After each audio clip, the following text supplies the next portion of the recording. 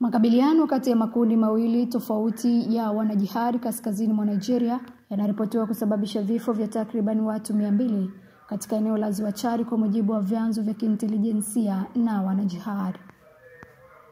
Makabiliano kati ya kundi la Boko Haram na wanajihadi kutoka kundi hasimu la ISWAP yalizuka katika eneo la Dogon Chiku mwishoni mwa wiki iliyopita.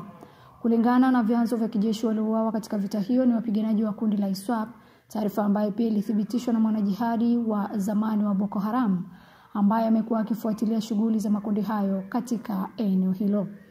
Aidha, taarifa zingine zinasema kuwa kundi la Boko Haram kwa upande wake lilipoteza wapiganaji wake 4, huku makabiliano hayo yakitajwa kuwa mabaya zaidi kushuhudiwa tangu pande hizo mbili zianze kushambuliana.